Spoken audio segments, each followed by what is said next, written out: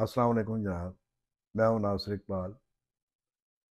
दोस्तों, अगर आप अपने बारे में जानना चाहते हैं कि आप किस किस्म के इंसान हैं, तो इसके लिए बड़ा आसान सा टेस्ट है।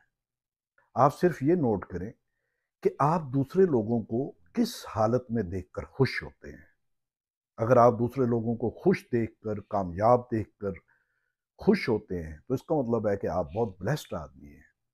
लेकिन अगर आप दूसरे लोगों को अजियत में देखकर और तकलीफ में देखकर खुश होते हैं, तो इसका मतलब है कि आप एक हसद करने वाले गलीज से इंसान हैं। या दूसरों को खुश देखकर आपको अजियत होती है, तो आप इसी दुनिया में दोज़ख में रह रहे हैं। क्योंकि मेरा ये बिलीव है कि दो ही टाइप के इंसान होते हैं दुनिया में।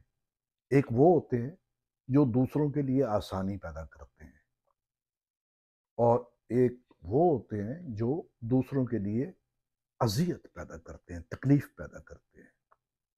और रब कहता है कि वो, अगर तुम दुनिया में दूसरों के लिए आसानी पैदा करोगे तो मैं तुम्हारे लिए आसानी पैदा करूंगा। यानी दूसरों के लिए आसानी पैदा करने वाला बंदा ब्लेस्ड होता है, और दूसरों को तकलीफ में मुब्तला करने वाला बंदा, आप खुद अंदाजा लगा लें उसके साथ क्या होता है। बहरहाल, आज जब मैं अमेरिका में आया तो मैंने एक प्रोग्राम रिकॉर्ड करना शुरू किया, क्योंकि मुझे बड़ा शौक था। मैं यहाँ पे स्कूल में भी गया और मैंने वहाँ पे, मुझे वैसे भी एडिटिंग, कैमरा सब कुछ आता था। तो एक प्रोग्राम हम लोगों ने शुरू किया।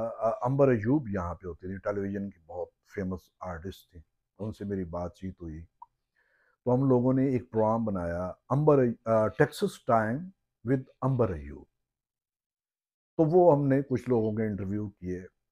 सबसे पहला इंटरव्यू जो है वो हमने मंसूर अली शाह साहब, हमारे दोस्त थे।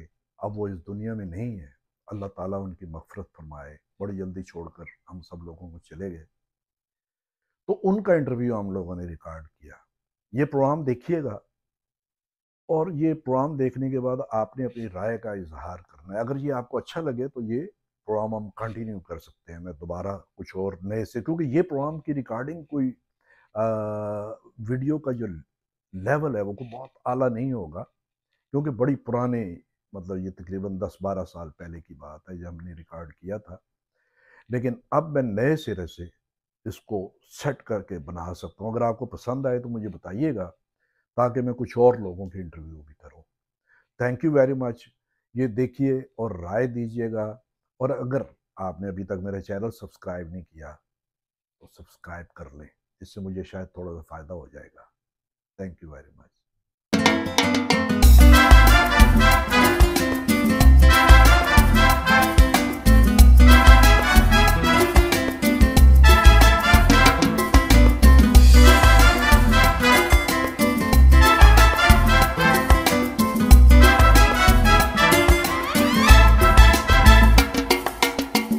Texas Times with Amber Ayub.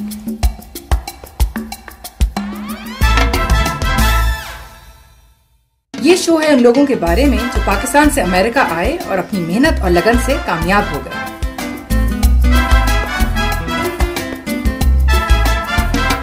America is a land of opportunity, और इन लोगों ने ये प्रूव करके देखा। इस शो में आपको टिप्स और गाइडलाइंस भी मिलेंगी कि क्या है सीक्रेट ऑफ सक्सेस। सो देखना ना भूलें टेक्सास टाइम्स विद अंबर अयूब। आइए हम आज आपकी मुलाकात एक डैलस फोर्ट वर्थ की बहुत ही मशहूर पर्सनालिटी से मुलाकात कराते हैं, मंसूर शाह साहब।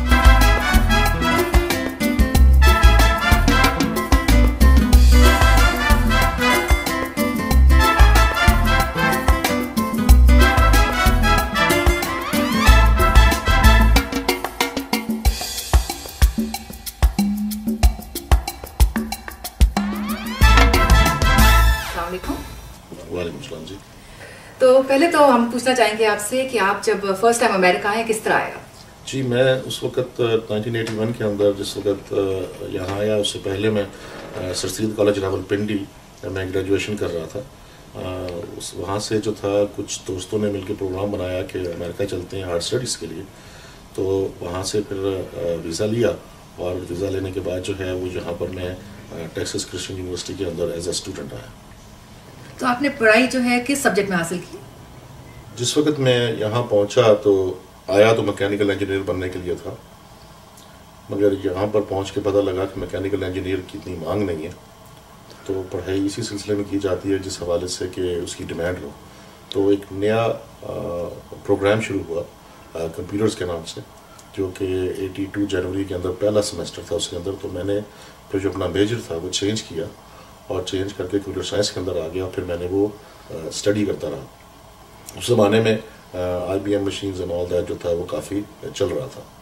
اچھا، تو آپ نے پڑھائی تو پھر ٹوٹلی ڈفرینٹ لائن ہے کمپیوٹرز کی، اور اب آپ کی جو فیلڈ ہے وہ بالکل ہی مختلف ہے. تو یہ جرنی آپ کی کس طرح ہوئی؟ کمپیوٹر کا جو تھا پروگرام شروع ہو گیا، اس دوران جو تھا وہ یونیورسٹی نے جو ٹیوشن فیس تھی وہ خاصی انکریز کر دی. تو اب ظاہر ہے یہاں پر آنے کے بعد نوکری بھی کرنی پڑتی ہے، ٹیوشن فیس کے لیے پیسے اکٹھے کرنے پڑتے ہیں.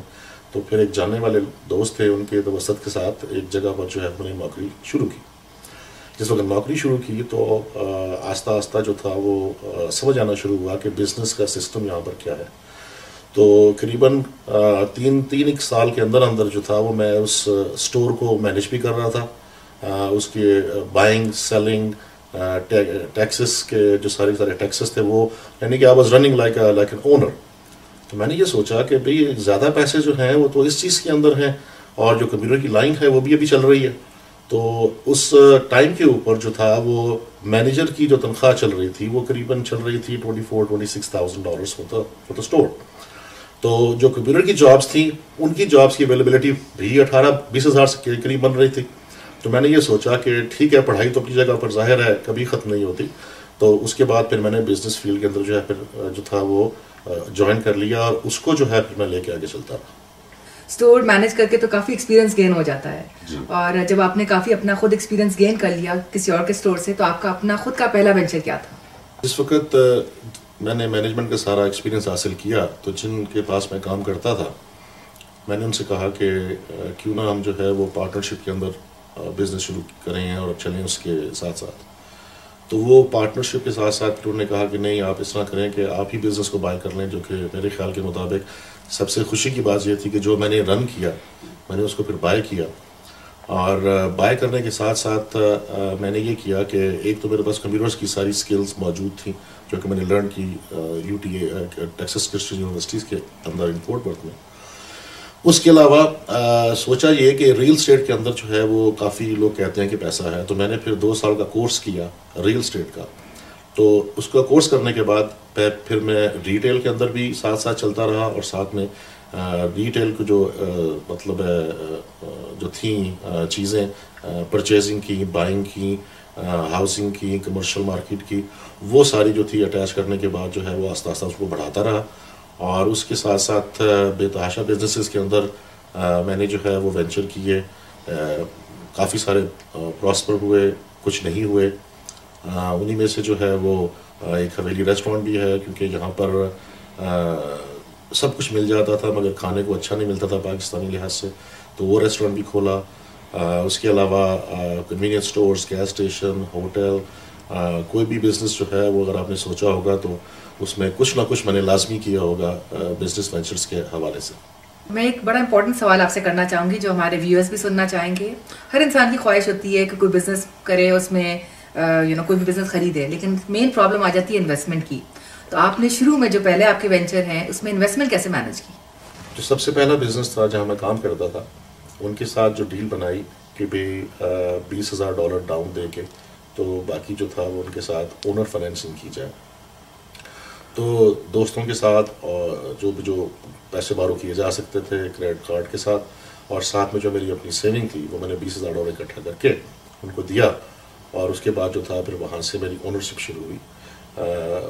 یوزلی رول آف تھم جو ہوتا ہے وہ ڈفرینٹ ہوتا ہے. عام طور پہ جو بھی بزنس آپ بائی کرنا چاہتے ہیں قریباً 15-20% جو ہوتا ہے وہ بزنس کا یا پراپرٹی کا وہ ڈاؤن کے طور پہ دیا جاتا ہے، اور اس کے بعد فائنینسنگ ہوتی ہے جو کہ بینک پرووائڈ کرتا ہے. اب تو خیر SBI فنڈنگ بھی پرووائڈ کرتی ہے، یا پھر اونر فائنینسنگ ہوتی ہے. تو چونکہ میرا کوئی کریڈٹ تھا نہیں تو میرے لیے اونلی فیزیبل بات یہ تھی کہ میں انہی سے ہی لیتا اور انہی سے فائنینسنگ کرتا. اس کے بعد پھر میں نے جو بھی پراپرٹیز بائی کی ان کا ایک اور اسٹور تھا وہ بھی میں نے مکمل بائی کر لیا. پھر اس کے علاوہ اس کو میں نے چین بنا دی، اور جو بھی پراپرٹیز میں بائی کی اس کے پھر ظاہر ہے وہ جو کیش جو تھا وہ ایز اے ڈاؤن پیمنٹ دے کے اور اس کے بعد اس کی جو پیمنٹس جو تھیں وہ بینکس کے تھرو کروانے کے بعد جو ہے وہ ٹیک اوورس کی میں نے. اچھا بزنس کے علاوہ آپ اور کیا کیا کرتے ہیں کیونکہ آپ کافی مشہور ہیں ہماری دیسی کمیونٹی میں؟ پاکستان سے ہی مجھے ایک شوق کہہ لیں یا اچ کہہ لیں کہ ہوتی یہ تھی کہ جو بھی لوگ جن کے پاس نہیں ہے جن کو پرابلمس ہیں ان کو کس طریقے کے ساتھ ہیلپ کیا جائے. پاکستان میں بھی تھوڑا سا کام کیا تھا ہم نے ایز اے اسٹوڈنٹ، مگر یہاں آنے کے بعد دیکھا کہ اپنی کمیونٹی کو جو ہے وہ بہت ضرورت تھی. جو ایسوسیشن کام کر رہی تھی وہ Pakistan society of North Texas اس ٹائم کے اوپر موجود تھی، کافی عرصے سے کام کر رہی تھی اور اس کو ہیلپ کرنے کا سلسلہ شروع ہوا. پھر قریباً 96-97 کے بعد اس میں ایکچوئل مکمل پارٹیسپیشن شروع کی. پی ایس این ٹی کا میں پریزیڈنٹ بھی رہا 3 سال. اس کے علاوہ ابھی تک جو ہے وہ کسی نہ کسی فارم کے اندر میں Pakistan society of North Texas کے کو ہیلپ کرتا ہوں، ساتھ چلتا ہوں، میک شور کرتا ہوں کہ چیزیں جو ہیں وہ صحیح چلیں اور میں اس کا ٹرسٹی بھی ہوں. اس کے علاوہ بھی بہت ساری آرگنائزیشنز ہیں جس طرح کہ Pakistan Punjabi cultural association of North Texas جسے پیکانٹ بھی کہتے ہیں، جو پاکستان اور انڈیا دونوں کو ملایا جائے پنجاب جو ہے تو وہ اس کی ایسوسیشن تھی. تو دیٹ واز این آنر کہ دونوں سائڈوں نے جو تھا وہ مجھے پسند کیا. اس کے علاوہ ڈیلس کے اندر جو ہے اور کنگز گروپ آف ڈیلس ہے جو کہ نان پروفٹ کام کرتی ہے بغیر کسی رنگ و نسل کی قید کے. آپ کسی بھی کنٹری کے ہو سکتے ہیں جو اس میں پارٹیسپیٹ کر سکتے ہیں. اس کے علاوہ نیپالی ایسوسیشنز ہیں، اس کے علاوہ انڈیا ایسوسیشنز کے بھی ڈفرینٹ فیکٹرز ہیں. آپ کوشش میری یہ رہی ہے کہ میں کسی نہ کسی طریقے کے ساتھ نان پروفٹ کے اندر جو ہے وہ ہمیشہ کام کروں اور لوگوں کی ہیلپ کرنے کی کوشش کروں. اور اسپیشلی جس وقت میں پریزیڈنٹ تھا جب 9/11 کا واقعہ ہوا تو 9/11 کے واقعے نے ایک عجیب ایک باب کھولا اس موقع کے اوپر، سمجھنے کے لیے بھی اور سمجھانے کے لیے بھی. اور پریشر جو تھا وہ بے تحاشا کریٹ ہوا لوگوں کو سمجھانے کے لیے بھی.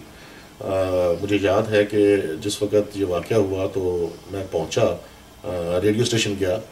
ریحان اس وقت میرے خیال میں شاید ریڈیو چلاتے تھے. تو انہوں نے کہا کہ کون سی ایسی ایسوسیشن ہے جو اس کا پریزیڈنٹ ہے جو آ کے تمہیں بتائے کہ یہ کیا ہے. تو I was kind of shifted in there کہ یہ ایسوسیشن اور تو کوئی تھی نہیں. تو ان کے ساروں کے جوابات دیے. CNN بھی موجود تھا، سارے چینلز بھی موجود تھے. ان کو بتایا، سمجھایا کہ ہماری کیا پرابلمس ہیں اور ان کو بتایا کہ بھئی ہم سب اکٹھے ہیں. یہ امریکہ جو ہے یہ خالی تمہارا نہیں ہے، ہمارا بھی ہے. We are all together, we are a part and parcel of all this. اور ہم میک شور کرنا چاہتے ہیں کہ یہ ہماری وار ہے. جو اٹیک کیا گیا ہے یہ خالی یہاں کے جو پیدا ہونے والے لوگ ہیں جو پہلے موجود ہیں ان کے اوپر نہیں ہے، یہ ہمارے اوپر ہے. اور اس کے ساتھ ساتھ پھر ہم آگے لے کے چلے، لوگوں کو سمجھایا. کافی سارے لوگوں نے سمجھا، کچھ نے نہیں سمجھا. کچھ پرابلمس بھی کریٹ ہوئیں درمیان کے اندر جن کو سالو کرنے کی کوشش کی گئی. اس کے ساتھ پھر رجسٹریشن کا پروسیس شروع ہو گیا. اس پروسیس میں یہاں پر ایک پائلٹ پروگرام جو تھا وہ شروع کیا گیا جو کہ پورے امریکہ میں صرف یہیں پر شروع کیا گیا تھا. اس کے لیے جو تھا وہ ہمیں باقاعدہ انہوں نے امیگریشن آفس کے اندر باقاعدہ جگہ پرووائڈ کی کہ ہم جو لوگ جو ہیں وہ آئیں. اس سے پہلے جو یہاں پر امیگریشن کی جو ڈائریکٹر تھی یعنی اسٹراڈا اور پٹریشا منچا اور جو لوگ تھے ان کے ساتھ میٹنگز ہوئی. ان کو مساجد میں لے کے گیا، ان کو جگہ پر لے کے گیا، لوگوں سے ملاقاتیں کروائیں ود دی انڈرسٹینڈنگ کہ وہ کسی بندے کو جو ہے وہ اس کی نیگیٹو انفارمیشن کلیکٹ نہیں کریں گے. And they owner that. Registration process کے اندر ہم جس وقت لوگ آتے تھے تو ہم صبح 7 بجے سارے کے سارے لوگ جو تھے وہ اکٹھے ہو کے جاتے تھے اور لوگوں کے ڈاکیومنٹس خود پہلے چیک کرتے تھے تاکہ لوگوں کو بتا سکیں کہ آپ جو ہے وہ اندر جاؤ یا آپ یہیں سے گھر واپس چلے جاؤ. اس کے باوجود قریباً 6 کے 7 لوگ جو تھے ان کے ڈاکیومنٹس وہ ہمیں بتایا کچھ اور اندر جس وقت لے کے گئے تو انہوں نے پکڑے گئے. پھر ان کو جس وقت گرفتار ہو گئے تو پھر ہم نے وہاں پر باقاعدہ ہم سے بات کی کہ آپ سے ہمارا وعدہ تھا کہ جو بھی رجسٹریشن کرنے کے لیے لوگ آئیں گے آپ ان کو گرفتار نہیں کریں گے. تو ایک کی تو ضمانت قریباً $25,000 تھی. صبح 8 کے 9 بجے انہوں نے اس کو اریسٹ کیا تھا مگر شام 7 بجے وہ پرسنل ریکاگنس کے اوپر ہم نے اس کو نکال لیا. بڑی انٹرسٹنگ بات چیت چل رہی ہے لیکن اب ایک بریک کا ٹائم آ گیا ہے. کہیں جائیے گا نہیں.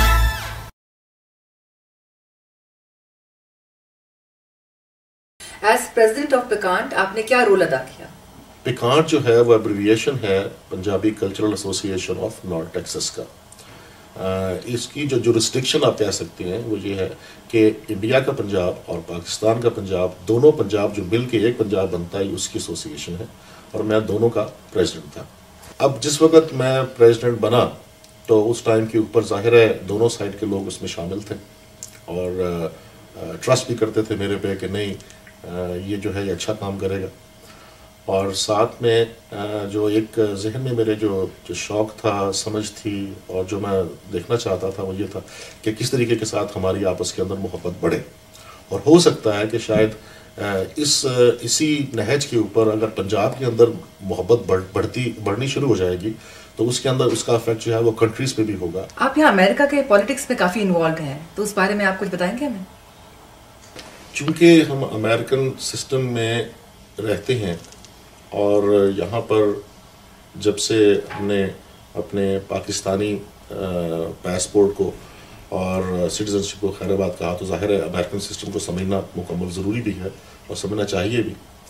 تو اسی سلسلے کے اندر ہم آہستہ آہستہ جو تھے وہ یہاں کی پالیٹکس کے اندر انوالو ہوئے اور سمجھنے کی کوشش کی کہ یہاں کا سسٹم کیا ہے, لوگ جو ہیں وہ کیسے اس میں پارٹیسپیٹ کرتے ہیں, لوگ کیسے اوپر آتے ہیں, لوگ کیسے سسٹم کو سیدھا کرتے ہیں. تو اسی سلسلے کے تحت ہم نے جو لوکل پالیٹیشنز تھے ان کے ساتھ رابطے کام کرنے شروع کیے. اور دوسری بات یہ تھی کہ ایک شمار کے مطابق یہاں پر قریباً Pakistan society of North Texas جو کہ پورا ایک نارتھ ٹیکسس کا حصہ بنتا ہے, جس کے اندر 50,000 سے زیادہ پاکستانی اس ٹائم پر تھے جب میں پریزیڈنٹ بنا تھا. اب شاید میرے خیال میں 80 اور 100 سے شاید زیادہ ہوں گے. تو یہ ایک بہت بڑا ووٹنگ بلاک بھی ہے.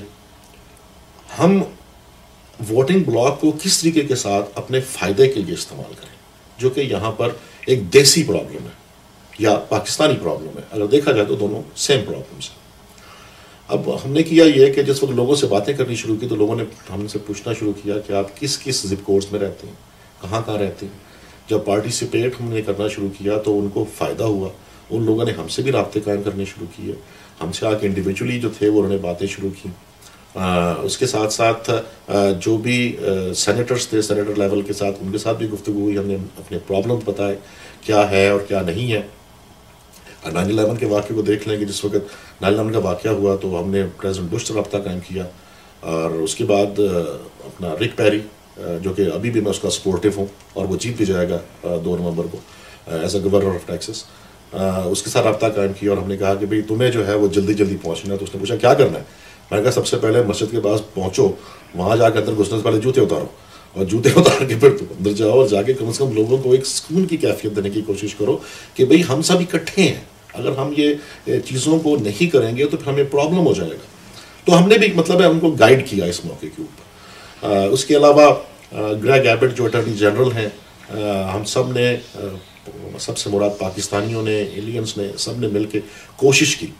انفیکٹ کہ گریگ ایبٹ جس وقت الیکشن لڑنا چاہ رہے تھے, آپ کو شاید پتا ہوگا کہ وہ ہینڈی کیپ ہے, میننگ کہ وہ ویل چیئر کے اوپر ہے. صبح دوڑ رہے تھے, درخت گر گیا پارک کے اندر, درخت گر گیا اور ان کی کمر ٹوٹ گئی. Very good person, very good attorney. تو ہمارے پی ایس این ڈی کے فنکشن کے اندر ہم ان کو لے کے آئے. ہم نے کہا یار ہم آپ کو انٹروڈیوس کراتے ہیں. اب پرابلم یہ تھی کہ اسٹیج 4 فٹ اوپر کسی نے سوچا ہی نہیں کہ بھئی ویل چیئر کو کیسے لے کے جائیں گے ہم اس کے اوپر. تو اسی وقت پھر ہم نے ریمپ بنوایا, ریمپ بنوا کے ان کو لے کے آئے. تو اٹ واز مائی آنر کہ میں نے گریگ ایبٹ کو انٹروڈیوس کیا پی ایس این ڈی کے فنکشن کے اندر. Thousands of people, thousand people were there. تو میں نے کہا کہ I want to introduce the new attorney general Greg Abbott. تو گریگ ایبٹ مجھے کہا کہ یار تم کیا کر رہے ہو یہ. میں نے کہا I feel that, I know that with our help you will be able to get elected. So and he did get elected. اس نے بہت اچھا کام کیے ہیں. تو ہمیں دراصل گراس روٹس کے تحت ہمیں میک شیور کرنا چاہیے تھا اور ہے, اور فیوچر کے اندر بھی, کہ ہم اس پارٹ رہیں. کیونکہ اگر ہم پارٹ نہیں رہیں گے تو جو ہمارے پرابلمس ہیں وہ پرابلمس جو ہیں وہ سارے سالو نہیں ہو سکتے. اب آپ دیکھیں کہ اونلی ان امریکہ کہ براک اوباما کس طرح لینڈ سلائڈ وکٹری کے ساتھ آیا. انفیکٹ سینئر بش کو میں نے سپورٹ کیا تھا, جونیئر بش کو میں نے سپورٹ کیا تھا, مگر اس وقت براک اوباما آئے, یہ اگلے 4 سال کے میں نے سپورٹ نہیں کیا. تو میں براک اوباما کے ساتھ تھا, اگر آپ کو شاید یاد ہو تو میرے انٹرویوز بھی ہوتے تو میں نے یہ پریڈکٹ کیا تھا کہ وہ لینڈ سلائڈ وکٹری کے ساتھ ون کرے گا، اور اس نے ون بھی کیا. تو آپ امریکہ میں تو کافی سکسیزفل ہو چکے ہیں، آپ کو لگتا ہے کہ آپ اگر پاکستان میں ہوتے تو اتنے ہی سکسیزفل ہوتے آپ؟ میرے خیال میں نہیں، کیونکہ اگین سسٹم وہ چیز پرووائڈ نہیں کرتا وہاں پر. امریکہ کو ہمیشہ جو ہے وہ لینڈ آف اپرچونٹی کہا گیا ہے، اور میرے خیال میں یہ لینڈ آف اپرچونٹی ہے. یہاں کا سسٹم جو ہے وہ آپ کو مواقع پرووائڈ کرتا ہے بزنس کھولنے کے، بزنس کرنے کے. اور یہاں پر ایک بات جو ہے وہ بڑی امپورٹنٹ ہے کہ وہ آپ کا بزنس اون نہیں کرنا چاہتے، آپ کی فیکٹری اون نہیں کرنا چاہتے، آپ سے ٹیکس لینا چاہتے ہیں. تو اس سلسلے کے اندر اسٹیٹ بھی، سٹی بھی، اور پورا کانٹیننٹ بھی، امریکہ بھی، وہ میک شور کرتا ہے کہ آپ کو مواقع کسی نہ کسی طریقے کے ساتھ پرووائڈ کیے جائیں، چاہے وہ الیکٹریسٹی کی صورت میں ہو، چاہے وہ جگہ کی صورت میں ہو، چاہے وہ یوٹیلیٹیز کی صورت میں ہو، چاہے جیسے بھی ہو. اور اگر آپ بزنس ملک سے باہر کرنا چاہتے ہیں تو امریکہ ہیلپ کرتا ہے باقاعدہ ایمبیسیز کے تھرو ان ملک کے اندر بھی کام کرنے کی. تو مقصد ان کا یہ ہے کہ یہ کسی نہ کسی طریقے کے ساتھ اس بندے کو سکسیسفل کرے، یعنی کہ پورا کا پورا سسٹم جو ہے اس کو اس کی طرف پش کر رہا ہے. اور کیوں کر رہا ہے؟ اس وجہ سے کر رہا ہے کہ وہ ٹیکس دے رہا ہے. آپ کے نظریے میں کامیابی کی کیا کنجی ہے؟ بیکاز کہا جاتا ہے آف کورس کہ محنت تو بہت ضروری ہے ٹو بیکم سکسیزفل، لیکن یہ بھی کہا جاتا ہے کہ لک کا بہت ہاتھ ہوتا ہے. تو آپ کا کیا خیال ہے اس بارے میں؟ دراصل میرے خیال میں شاید ایک کنجی تو نہیں، اس کے اندر کافی ساری کنجیاں ہیں اس کے اندر جو ایک کیریکٹر کو بناتی ہیں یا ایک سمجھ کو بناتی ہیں کہ آپ اس طرف چلتے ہیں. پہلے تو آف کورس ہارڈ ورک، کہ آدمی جو ہے وہ ورک کرنے کے لیے تیار. اس کے ساتھ ساتھ جو ہے وہ دوسروں کے ساتھ میک شور یہ کرے کہ وہ کسی کے ساتھ بھی ایسا نیگیٹو ایٹیچیوڈ نہ رکھے کہ وہ دوسرے کو ہیٹ کرے، چاہے وہ کسی بھی رنگ و نسل کا ہو. اور ایک زمانے میں جب میں 10 12 14 گھنٹے کام کرتا تھا تو لوگ کہتے تھے کہ میں بہت کام کرتا ہوں. تو اگر جب میں نہیں کرتا ہوں اب تو کہتے ہیں کہ آپ بہت لکی ہیں. تو میرا اس کا صرف ایک جواب یہ آتا ہے کہ ساری زندگی میں نے یہ سوچا ہے اور سمجھا ہے اور اس پہ زندگی گزاری ہے کہ لک جو ہے وہ consistent work all the time. کیونکہ اگر آپ نہیں کریں گے تو پھر انکنسسٹنٹ ہو جائیں گے اور وہ انلکی ہو جائے گا. میری سمجھ کے مطابق ہر انسان کی زندگی میں مواقع آتے ہیں جو کہ ڈیسیجن بنانے والے واقع ہوتے ہیں. میننگ کہ اگر ہم نے ڈیسیجن بنایا تو پازیٹیو ہو گئے، جیسے کہ اچھی کتاب لکھی تو اس کی رائلٹی مل رہی ہے، چاہے وہ نیگیٹو ہے کہ چاہے پازیٹیو. تو اگر موقع آیا آپ کے پاس کہ آپ نے ایک ڈیسیجن بنانا ہے، تو اگر آپ کو پتہ ہی نہیں ہے کہ وہ موقع کیسا ہے، یعنی کہ وہ پازیٹیو ہوگا آپ کی زندگی میں یا نیگیٹو ہوگا، تو میری سمجھ میں لک کا مطلب جو ہے کہ آپ کنسسٹنٹ ورک کرنے والے لوگ ہوں، کنسسٹنٹ پازیٹیو ایٹیچیوڈ کے ساتھ ہوں، کنسسٹنٹ جو ہے میک شور کریں کہ آپ جو بھی ڈیسیجن بنا رہے ہیں وہ positive who, consistent work all the time. تو اگر آپ کے پاس وہ مواقع آئے اور آپ نے اس موقع کے اوپر جو ہے اس کو سمجھا، تو اس کا مطلب یہ ہے کہ آپ کا پازیٹیو ایٹیچیوڈ خود بخود ہو گیا، ورک خود بخود ہو گیا اور آپ لکی ہو گئے. تو ناظرین اس کا مطلب یہ ہے کہ سکسیزفل ہونے کے لیے لگاتار محنت یعنی کہ کنسسٹنٹ ایفرٹ اور پازیٹیو تھنکنگ بہت ضروری ہے. امید ہے آپ کو اس پروگرام سے کافی ٹپس ملی ہوں گی، اور اگر نہیں ملی ہیں تو پروگرام کو دوبارہ دیکھیے گا.